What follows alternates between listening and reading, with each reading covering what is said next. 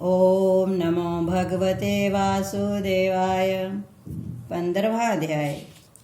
श्री कृष्ण भगवान बोले, हे अर्जुन, ये संसार वृक्ष रूप है, जिसकी प्राण पुरुष रूप जड़ ऊपर है और चराचर शाखा नीचे है। वेद इसके पत्ते हैं। जो ये जानता है वही वेद का ज्ञाता है। इसकी शाखाएं ऊपर नीचे फैली हुई हैं। सत्व, रज और तम, ये तीनों गुण इस वृक्ष के डाल हैं। कर्म रूप में प्रकट होने वाली इसकी जड़ें नीचे मनुष्य लोक में और भी नीचे तक चली गई हैं। इस संसार वृक्ष को वैराग्य रूपी दृढ़ शस्त्र से काटकर वह स्थान ढूंढना चाहिए जहाँ से फिर लौटना नहीं पड़ता, और साथ ही विचारना चाहिए कि जिससे वह पुरातन प्रवृत्ति उत्पन्न हुई है उसी आदि पुरुष की शरण मैं हूँ। अहंकार और मोह रहित संग दोष को जीतने वाले, आत्म ज्ञान में निरत, सब कामनाओं से दूर, सुख दुख नामक द्वंद्व पदार्थों से मुक्त ऐसे ज्ञानी पुरुष शाश्वत पद को पाते हैं। जिसे सूर्य, चंद्रमा या अग्नि प्रकाशित नहीं करते, वे ही मेरा परम धाम है। वहां जाकर लौटना नहीं होता। मेरा सनातन अंश इस जीव लोक में जीव का रूप धरकर प्रकृति में स्थित पांचों इंद्रियां और छठे मन को उससे छुड़ाता है। जैसे वायु पुष्पादिकों की गंध को दूसरे स्थान में ले जाती है, इसी प्रकार वह शरीर धारण करने के बाद जब उसको परित्याग करता है, तब इंद्रियों और मन को साथ ले जाता है। कान, आंख, चर्म, जीव, नाक और मन का आश्रय लेकर वह जीव विषयों का भोग करता है।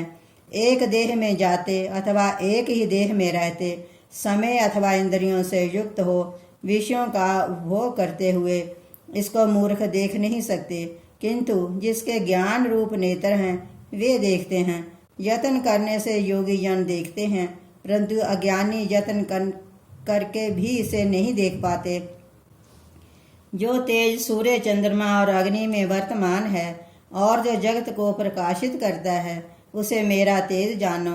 मैं ही पृथ्वी में प्रवेश कर अपने तेज से समस्त भूतों को धारण करता हूँ और इनमें भरा हूँ।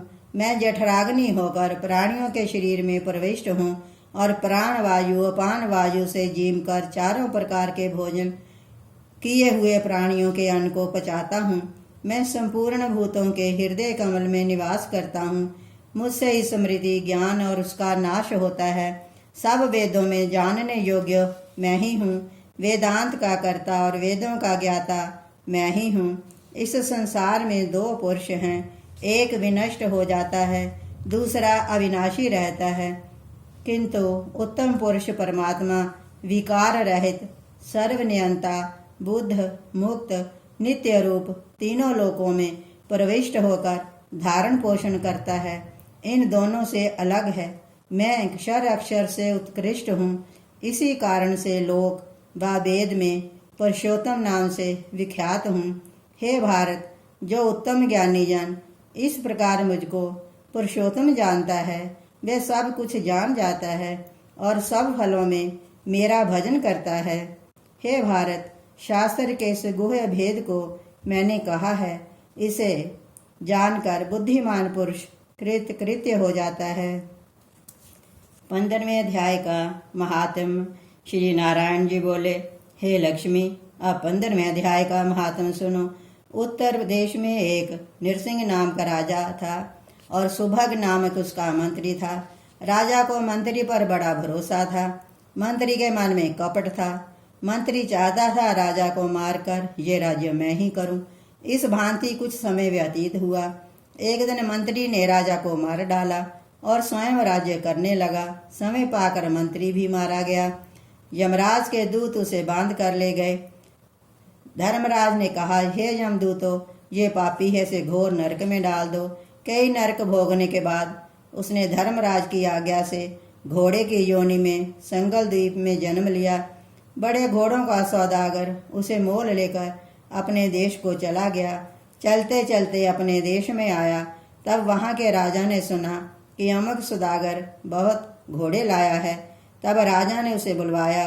देखकर घोड़े खरीदे, उस घोड़े को भी खरीदा। जब उस घोड़े को फेरा तब उस राजा को देखकर उस घोड़े ने सिर फेर लिया। राजा ने कहा, क्या कारण है जो सिर फेरा? पंडितों ने कहा, हे राजन, इस घोड़े ने तुम्हें सिर नवाया है। राजा ने कहा, ये बात नहीं है। कई दिन पीछे राजा शिकार खेलने को उसी घोड़े पर सवारी करके गया। वह घोड़ा जल्दी चलता था। राजा शिकार खेलता खेलता बहुत दूर चला गया। उस दिन राजा ने हाथों हाथ शिकार पकड़कर मारे। राजा बड़ा प्रसन्न हुआ। दोपहर हो गई। राजा को प्यास लगी। राजा ने उसी वन में एक साधु को कुटिया में बैठा देखा। पास ही एक तालाब जल से भरा देखा। राजा घोड़े को वृक्ष से बांधकर कुटिया में गया तो देखा कि साधु अपने पुत्र को गीता के 15वें अध्याय का पाठ सिखा रहा था। वृक्ष के पत्ते पर श्लोक लिख दिया और बालक से कह दिया कि खेलते फिरो और इसको कंठस्थ भी करो। जिस वृक्ष से राजा ने घोड़ा बांधा था वह पत्ता लेकर उसी वृक्ष के नीचे श्लोक याद कर रहा था और खेल भी रहा था। उस पत्ते को घोड़े ने देखा तो तत्काल उसकी देह छूट गई। इतने में राजा पानी पीकर आया तो देखा घोड़ा मरा पड़ा है। राजा ने चिंतावान होकर कहा कि युग घोड़ा किसने मारा? इतने में अदृश्य रूप से आवाज आई, हे राजन, मैं इस घोड़े का चैतन्य हूँ। देवदेही में मैं बैकुंठ को जाता हूँ। राजा ने पूछा, तुमने कौन सा पुण्य किया है? घोड़े ने कहा, राजन, ये बात ऋषिवर से पूछो। राजा ने मुनीश्वर से पूछा तो उन्होंने कहा, हे राजन, गीता का श्लोक लिखा पत्ता इसके आगे पड़ा है। घोड़े ने अक्षर देखे हैं, इस कारण घोड़े की गति हुई। राजा ने पूछा, पिछले जन्म में घोड़ा कौन था? और घोड़े के सिर फेरने की बात भी राजा ने कही। मुनीश्वर ने कहा, राजन, पिछले जन्म में तू राजा था और ये मंत्री था। इसने तुझे मारकर तेरा राज्य ले लिया था। ये मरकर धर्मराज के पास गया। धर्मराज ने धिक्कार कर कहा, इस पापी को घोर नरक में डाल दो। ये नरक भोगता भोगता घोड़े के जन्म में आया। संगल द्वीप से आकर तेरे पास बिका। जब इसने सिर हिलाया तब कहा, हे राजन, तू मुझे पहचानता नहीं मगर मैं तुझे पहचानता हूँ। ये कहकर ऋषि चुप हो गए। राजा ने विस्मित होकर दंडवत की। राजा भी श्री गीता जी के 15वें अध्याय का पाठ नित्य किया करता था, जिसके प्रसाद से राजा भी परम गति का अधिकारी हुआ।